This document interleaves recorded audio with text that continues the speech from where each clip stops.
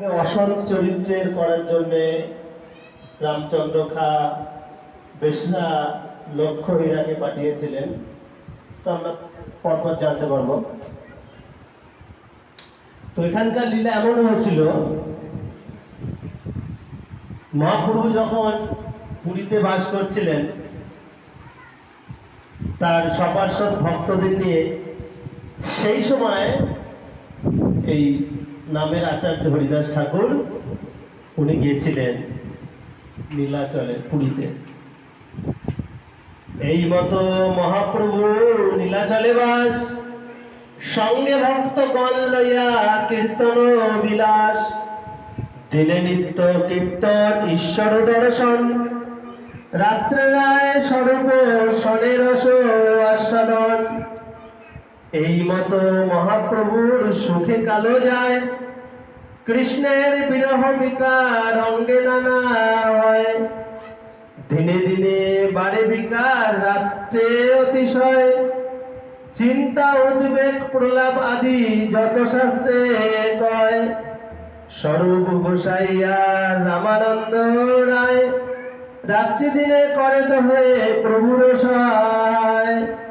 একদিন গোবিন্দ মহাপ্রসাদ লইয়া, হরিদাসে দিতে গেলা আনন্দিত হইয়া।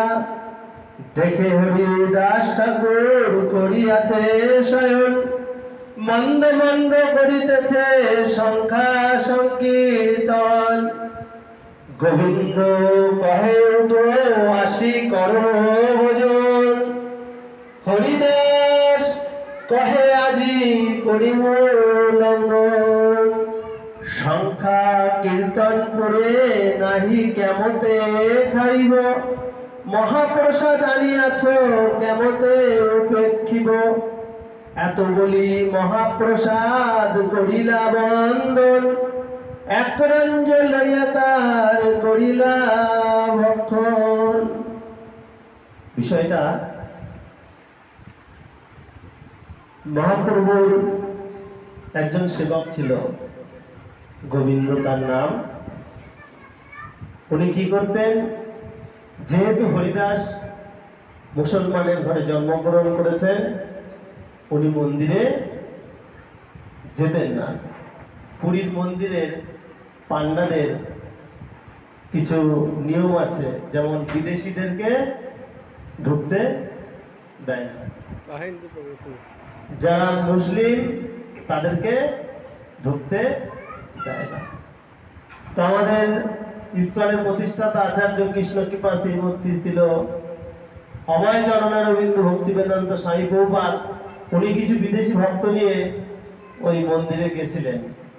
তো তখন পান্ডারা বিদেশিদেরকে ঢুকতে দেয়।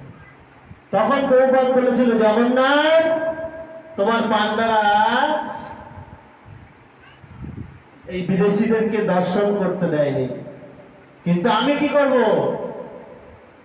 আমি তোমাকে সমস্ত জগৎবাসীর জন্য কি এই রথযাত্রা মহা মহোৎসব আমি করব। তাহলে আজকে দেখুন, প্রভুপাদের কৃপায় আজকের সব থেকে বড় উৎসব হচ্ছে কি, দুর্গাপুজো কতদিন হয়? 5 দিন।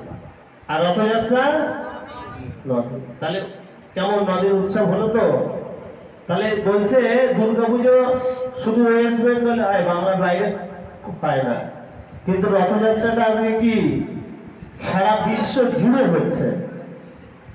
কেন? ওই ভগবান